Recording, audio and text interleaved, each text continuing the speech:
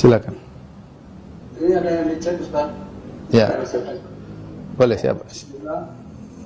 Semoga Allah dan keluarga dan tim senantiasa dirahmati Allah Subhanahu wa taala. Alhamdulillah saya sedang belajar manhaj salaf. Namun terkadang apabila saya mengetahui ada orang yang melakukan praktik bid'ah, dalam hati saya selalu berucap ahli bid'ah masuk neraka. Perasaan tersebut terkadang mengganggu saya karena saya pun tidak tahu nasib orang tersebut di akhirat. Bagaimana cara mengatasi persoalan tersebut? Jazakumullahu khairan wa barakallahu fikum.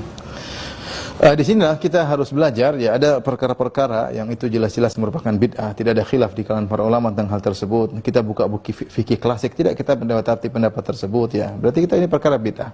Tapi kalau perkara yang kita lihat ternyata ada khilaf dalam fikih klasik, maka kita punya tugas kita mencari mana yang lebih benar dari pendapat tersebut dengan tidak mencela orang yang melakukan pendapat yang lain. Karena itu masalah khilafiyah. Sebagian Ibnu Rushd dan juga para ulama Ibnu Taimiyah dan yang ketika memaparkan permasalahan mereka paparkan, tapi mereka memilih pendapat lebih kuat dengan menghormati pendapat yang lain.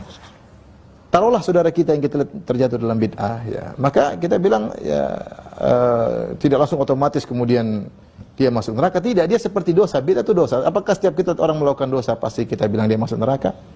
Ya, lihat ada orang mungkin tidak pakai jilbab pasti masuk neraka? Tidak. Lihat orang ada merokok kita bilang pasti masuk neraka? Kan tidak. Ya, kita bilang mereka melakukan dosa, tapi di akhirat ada timbangan bagi Allah Subhanahu wa taala akan menimbang amal perbuatan mereka. Ada yang mereka dimaafkan karena ketidaktahuan, ada yang tidak diberi uzur sehingga harus perbuatan mereka diletakkan dalam timbangan keburukan. Jadi tidak serta-merta seorang melakukan bid'ah kemudian kita pikir masuk neraka, enggak. Sebagaimana dosa-dosa, bid'ah sama dengan dosa. Tidak semua orang melakukan dosa kemudian otomatis menjadi masuk neraka. Allah Maha Adil, di sana ada timbangan kebaikan dan keburukan. Wallahu a'lam bishawab. Ini kayaknya banyak pertanyaan.